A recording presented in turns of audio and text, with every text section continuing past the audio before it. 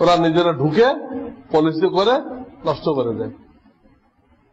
এই জন্য আমাদের মুসলমানদের সর্বোচ্চ সতর্কতা জরুরি, সর্বোচ্চ সতর্কতা।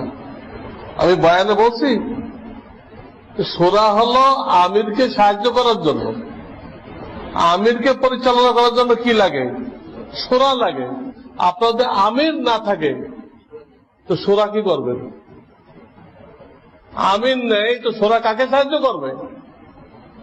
এই যে কয়েক বছর ধরে শূরায় নিজাম চালাইতেছে তবলিগের, গলত তরিকা। এটা চালু করছে কারা? হিন্দুস্তানের একটা আছে না ভার্সিটি, আলিগড়। এই আলিগড়ের কিন্তু ইংরেজি শিক্ষিত লোকেরা তবলিগে ঢুকে তারা কমিউনিজমের থিওরি অনুযায়ী এটা চালু করছে। তারা বুঝাইছে এত বড় কাজ, দুনিয়া জোড়া কাজ, এটা একক কোনো ব্যক্তি সামলাইতে পারবে না, একক কোনো ব্যক্তি সামলাইতে পারবে না।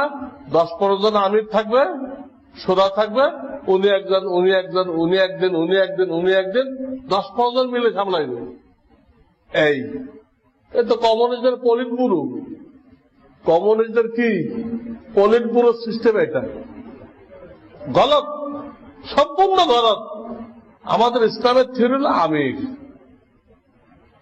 আমিরকে শূরা আলাদা পরামর্শ দিবে, সিদ্ধান্ত একই ব্যক্তি দিবে, সিদ্ধান্ত একই ব্যক্তি দিবে, কোন তাকে সাহায্য করবে শূরা, আমির ছাড়া কোন শূরা নেই।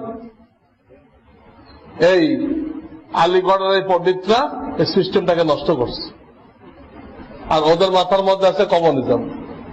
আল্লাহ আমাদেরকে বুঝবার তৌফিক দান করুন। প্রত্যেকটা মার্কাজে যখন আমির না বানানো হবে তখন ফিতনা বন্ধ হবে না।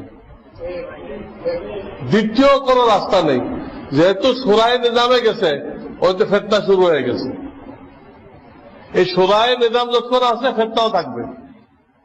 যদি হিম্মত করে প্রত্যেকটা মার্কাজে কি বানাইতে পারে, প্রত্যেকটা মার্কাজে আমির বানাইতে পারে।